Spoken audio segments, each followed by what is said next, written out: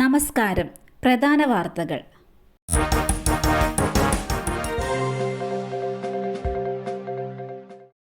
വിഴിഞ്ഞത്ത് ക്ഷേത്ര ജീവനക്കാരൻ വൈദ്യുതാഘാതമേറ്റ് മരിച്ചു. വിഴിഞ്ഞം ആഴിമല ക്ഷേത്രത്തിൽ ഇന്ന് രാവിലെയായിരുന്നു സംഭവം.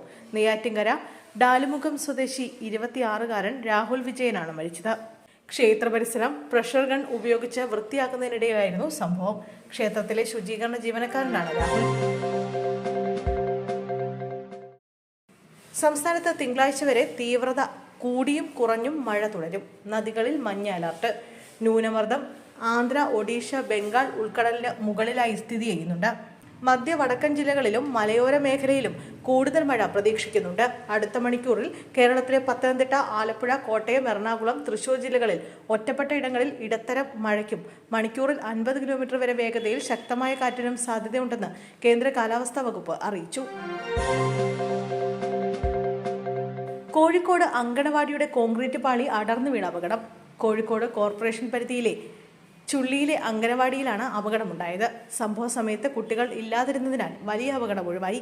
അങ്കണവാടിയിലെ അധ്യാപിക രാവിലെ എത്തിയപ്പോഴാണ് കോൺക്രീറ്റ് തകർന്നു വീണത് കണ്ടത്. കെട്ടിടത്തിന്റെ ശോച്യാവസ്ഥ ചൂണ്ടിക്കാട്ടി കോർപ്പറേഷനിൽ പരാതി നൽകിയിരുന്നതായി അധികൃതർ പറഞ്ഞു. മലപ്പുറം അരീക്കോട് ചിക്കൻ സാൻഡ്വിച്ച് കഴിച്ച ഭക്ഷ്യവിഷബാധ. സംഭവത്തിൽ 35 പേരെ അരീക്കോട് താലൂക്ക് ആശുപത്രിയിൽ പ്രവേശിപ്പിച്ചു. കേരള മുസ്ലിം ജമാഅത്ത് സ്വാതന്ത്ര്യദിനത്തോടനുബന്ധിച്ച് ക്രസന്റ് ഓഡിറ്റോറിയത്തിൽ വെച്ച് ഇന്നലെ വൈകിട്ട് പരിപാടി നടത്തിയിരുന്നു. ഇവരിൽ പങ്കെടുത്ത ഭക്ഷണം കഴിച്ചവർക്കാണ് ഇന്ന് രാവിലെ ഭക്ഷ്യവിഷബാധയേറ്റത്.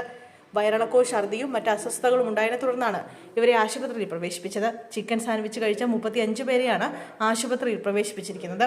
3 പേരെ മഞ്ചേരി മെഡിക്കൽ കോളേജിലേക്ക് മാറ്റിയിട്ടുണ്ട്. ആരുടെയും നില ഗുരുതരമല്ല. തിരുവനന്തപുരത്ത് 9 വയസ്സുകാരിയെ പീഡിപ്പിച്ച കേസിൽ 46-കാരനായ ട്യൂഷൻ അധ്യാപകൻ അറസ്റ്റിൽ. കരമന സ്വദേശിയാണ് പോലീസ് അറസ്റ്റ് ചെയ്തത്. 2022-ലാണ് ഇയാൾ പെൺകുട്ടിയെ പീഡനത്തിന് ഇരയാക്കിയത്. എന്നാൽ ചൈൽഡ് ലൈൻ കൗൺസിലിംഗിലാണ് പീഡന വിവരം പുറത്തറിയുന്നത്. 1-ലധികം തവണ ഇയാൾ പെൺകുട്ടിയെ പീഡിപ്പിച്ചെന്ന് കുട്ടി പറഞ്ഞിരുന്നു.